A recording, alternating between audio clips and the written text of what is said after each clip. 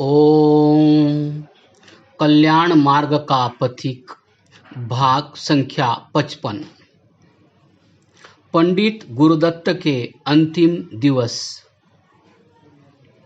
संवत 1946 का बड़ा भाग मैंने पंडित गुरुदत्त जी के सत्संग तथा दूर से ही उनकी सेवा में बिताया। मैं लिख चुका हूं कि श्रद्धालु भक्तों ने श्रद्धा संपन्न गुरुदत्त को दिन रात घेर कर उनके स्वास्थ्य को बिगाड़ दिया था। साथ ही विरोधी लोग मांस का झगड़ा छेड़कर अहिंसक गुरुदत्त को बड़ा कष्ट देते थे और वह सब कुछ सहते थे। इस संबंध में एक कहानी बड़ी मनोरंजक है, जिससे गुरुदत्त की अपूर्व वाक्चातुर्य का पता लगता है। एक बार एक एम.ए. महाशय, जो एक बड़े सरकारी पदाधिकारी थे और साथ ही प्रेमचंद रायचंद स्कॉलर भी, पंडित गुरुदत्त के पास आकर बोले, पंडित जी, आयुर्वेद का क्या बनाओगे? सुश्रुत में तो मांस भक्षण की खुली आज्ञा है।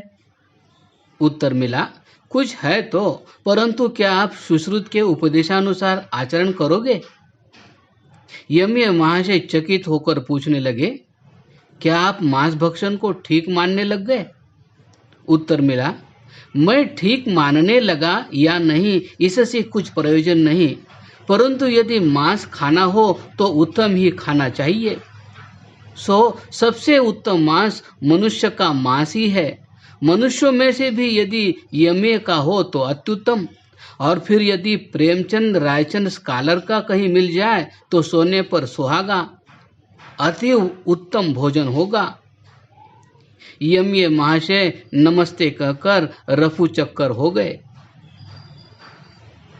उन दिनों एक ओर तो पंडित गुरुदत्त को क्षय रोग का प्रारंभ था और दूसरी ओर उनके विरुद्ध विचित्र प्रकार के प्रवाद फैलाए जा रहे थे।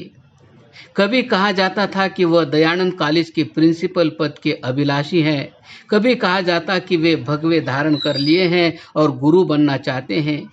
कभी यह गप्प उड़ाई जाती है कि वह सारे उपदेशकों को वश में करके मनमानी चलाना चाहते हैं। बड़ी बात यह थी कि जिन लाला साईदास जी ने बड़े यत्न से गुरुदत्त को आर्य समाज का रत्न बनाया था, जिनका सचमुच गुरुदत्त के साथ पिता पुत्र का संबंध था, उनको लोग बराबर भड़काते थे। एक बार शायद ज्येष्ठ 1946 के अंत में लाहौर पहुंचकर यह सब बातें सुनी।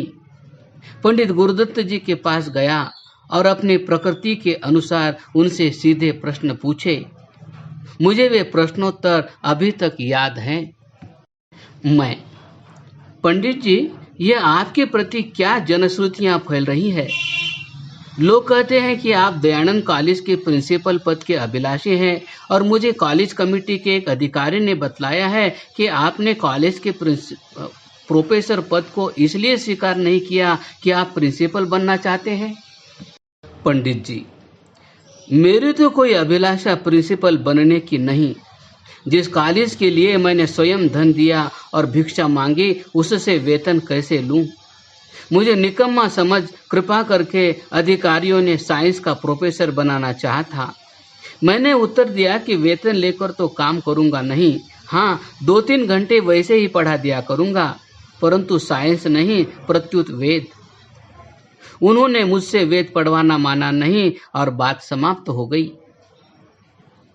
उसी समय मास्टर दुर्गा प्रसाद जी आ गए, जिन्होंने बतलाया कि पंडित गुरुदत्त को पता नहीं है, परंतु उन्होंने अर्थात मास्टर दुर्गा प्रसाद ने लाला लालचंद जी प्रधान से कहा था कि वैदिक कॉलेज का प्रिंसिपल वेद का जानने वाला ही होना चाहिए।